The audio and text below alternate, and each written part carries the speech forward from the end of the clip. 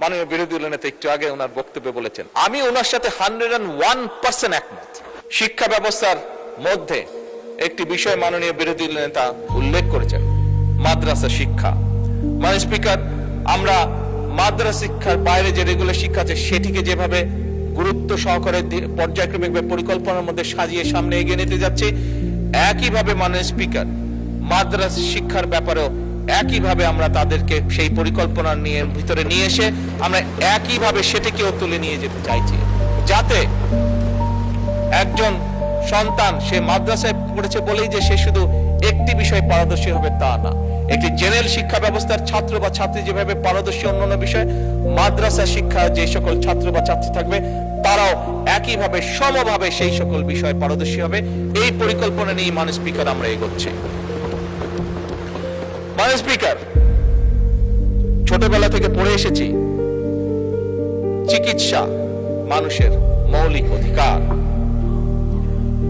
মাননীয় স্পিকার, এই কথাটি আমি আমার সহকর্মীবৃন্দ, আমার অর্থমন্ত্রী, আমরা এই কথাটি দৃঢ়ভাবে মনে প্রাণে বিশ্বাস করি এবং বিশ্বাস করি বলেই মাননীয় স্পিকার এবার বাজেটে সরকার এই চিকিৎসা সেবার উপরে সর্বোচ্চ গুরুত্ব দিয়েছে এবং সর্বোচ্চ বাজেট আমরা অ্যালোকেট করেছি। মাননীয় স্পিকার, এই প্রস্তাবিত যে বাজেট, এই বাজেটে জিডিপির 1.2% প্রস্তাব করেছে এইবার, কিন্তু ঠিক একইভাবে মাননীয় স্পিকার আগামী 5 বছরের শিক্ষায় যেরকম আমরা জিডিপির 5% বরাদ্দ করতে চাই পর্যায়ক্রমিক ভাবে ধীরে ধীরে, একই সাথে আমরা মাননীয় স্পিকার স্বাস্থ্য সেবাতেও আমরা জিডিপির বরাদ্দের 5% পরিকল্পিতভাবে উন্নীত করতে চাই আগামী 5 বছরে।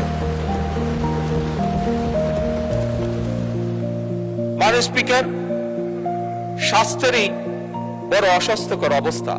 মাননীয় বিরোধী দলীয় নেতা একটু আগে ওনার বক্তব্যে বলেছেন, আমি ওনার সাথে 101% একমত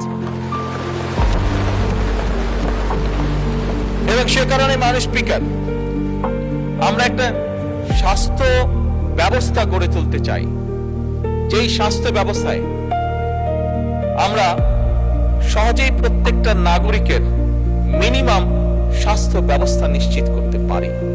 এই একটি স্বাস্থ্য ব্যবস্থা গড়ে তুলতে চাই। আমরা জানি গতকালকে এই পার্লামেন্টে আলোচনা হয়েছে যে আমাদের জনগণ,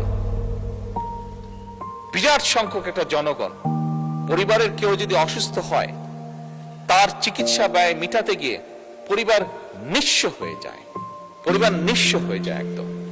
এবং সেইটিকে লক্ষ্য রেখে মাননীয় স্পিকার